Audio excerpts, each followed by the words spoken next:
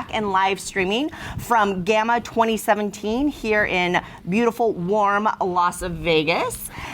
We're going to jump right back in with Tony from Arcane Wonders. Welcome. Hey, thank you. Thanks for having me. What'd you bring? I'm so excited. I brought new games. Yay! So we're looking at May and June launches from Arcane Wonders, just to let everyone know. And the big one for May is Onitama Sensei's Path. It is a card expansion for Onitama.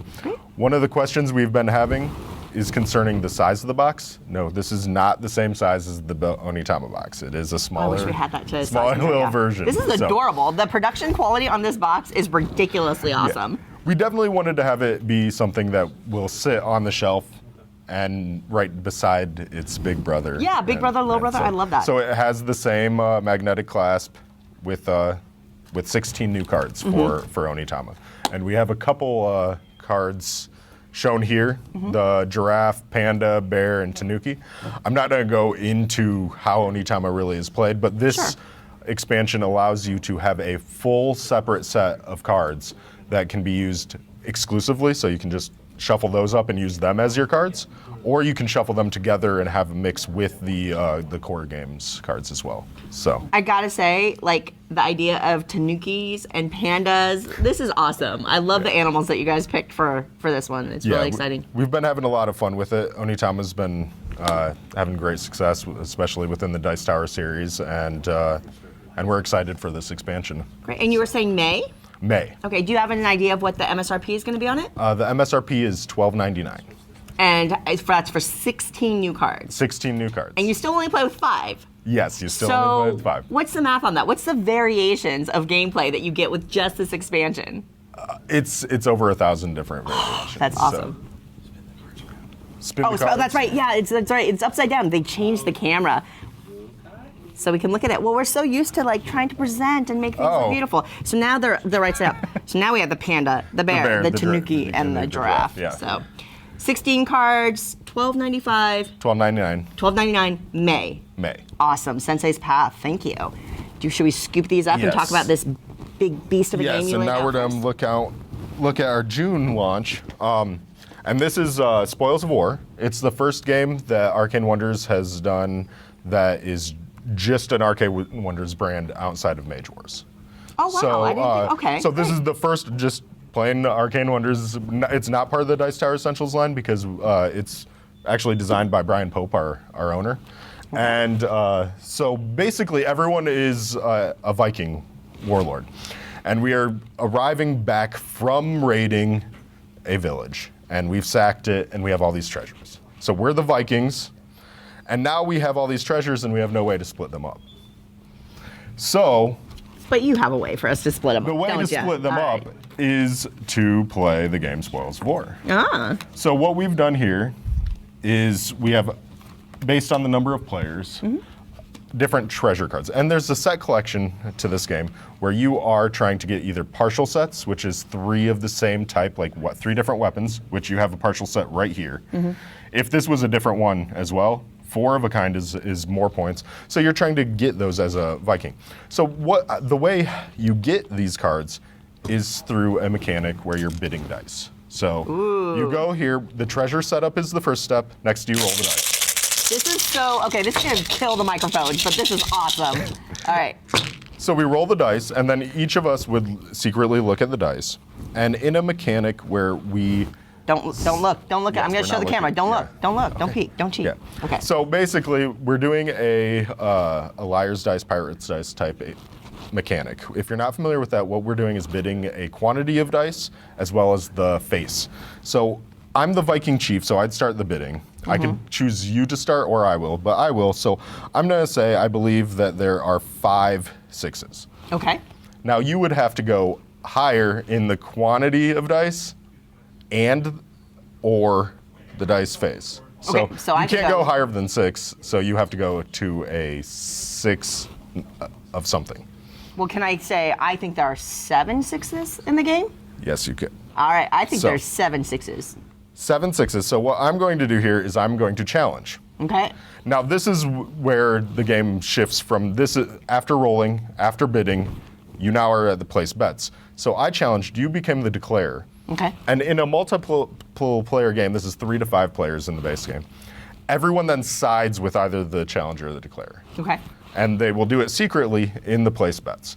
So you have a minimum of 5 that you must bet, but we would also place a bet. Oh, yeah. So we'd secretly place our bets, and so let's say that was my bet. And, okay. And then I place on my declare token? You have, yeah. Okay. So we'd have our bets, and then it becomes the reveal bet stage. So everyone would reveal the dice, and I would say, I only have 2 6s.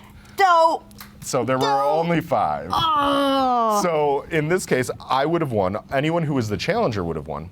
And then you look at the bets. So assuming I had the highest bet, I would maintain being Viking Chief. If someone else had the higher bet, they would become Viking Chief, and they get first pick of the spoils. So the Viking Chief will take 3 cards, and then everyone else will take 2. Okay. Now, so basically, you have 2 different types of cards. You have the set collection cards, which are how you win the game. Mm-hmm. And then there are the cards that allow you to win the game easier. Okay. And these are artifacts. I think I need some of those right now. And the artifacts have abilities that are triggered, that some of them are reroll dice. So after the fact, I could change a die face. Mm-hmm. Some of them are flip a die. Some are saying, you know what, I'm going to take your bid. Yeah. And so basically, you have different things that go around. So it really messes and breaks kind of the core rules. There are ones adding that variability. Yeah. Also, there are ones that bring in extra dice. Okay. So it changes the entire statistics of how many are being rolled. So, yeah, so these cards will change the dynamics of the game. These cards are the set collection, and then essentially you played 9 rounds of play. And count the points. And then you count up the bonuses. So you have either your sets and then you draft. So I'd take so I'd get 3 because I won. Gotcha. Then if someone else won, so if I was in second, if I bid then with you, you take 2. If you lose your money, which is a permanent loss. Okay. You can't get gold in any other way. Oh, okay. So it's also victory points in the game. So you have to be wary and wise with your betting. And then you also don't get to pick any treasures. So. Okay, so if I was the declarer, though, could I have also, so I get to bet. Yes. I could have bet with you, even though I was the declarer, you're betting for your side winning. Okay. So. Great. And so if I was a third player and I bet with you, I could have taken like the 2 jewelry and started working towards my own set your of own that. sets. Okay, great. Yep. And then basically the next pile goes, and then there are 9 total. So you then go from round 1 cards to round 2 cards. Oh, that's which cool. have a slightly higher gold value. Okay. So there is a natural mechanic where you can, even if you've lost in the beginning, you can come back in the end. So like, for example, it kind of escalates and lets you balance it out if you fall. This is like round 1, round 2, and round 3. Okay. So you're from 1 to 5 to 7. Yeah. Cool. So. Yeah, and so it sounds like it plays quick and it's really interactive and noisy and fun. Very noisy, very back and forth. A lot of in your opponent's heads, playing the betting of dice. There's rolling of dice. There's beautiful cups. And speaking these cups are these the production cups? Because these are they're hefty. These are hefty, like firm plastic. Like that's pretty cool. These are hefty. These are awesome. Yeah, and one of the things we're doing as a pre-order special is a golden cup. Ooh, with sparkles. It has a little golden flecks. It has like gold glitter in it. That's awesome. It has gold flecks. It's a little golden cup just as a pre-order. So if you pre-order through like either directly through Arcane Wonders or through your FLGS? Yes. Awesome. So we're facilitating FLGS pre-orders as well as through Arcane Wonders so that we can give these out. And it would be 1 per pre-order. Sure. So maybe the Viking Chief gets the special gold cup. Yes. Awesome. Yeah. I love it. And you were saying this is your June release? This is June. And it's 3 to 5 players? 3 to 5 players, $39.99 MSRP. And it comes with 5 of these little five of the cups. Like chunky cups. That's awesome. So noisy. This is Spoils of War, designed by Brian Pope. Yes, and Jason Medina. Oh, right on. And from Arcane Wonders. Yeah. Awesome. Anything else that you wanted to talk to us about today? No, that's kind of what I want to save what's coming next because there's some exciting things, but we're talking like, at that point we're getting into Gen Con. Oh, so yeah, fair enough. want to not leak out too much before we really start going. We had some good press releases, and people already know about viral coming down the road. That's exciting. So, yeah. Well, thank you so much for coming, No, I Tony. appreciate it. Always a Thank pleasure. you. And we'll see if our YouTube commenters can pull out any other secret details from you up next. Great. Yeah, thanks. Thank you. Thank you, everybody, with Arcane Wonders, and we will see you soon.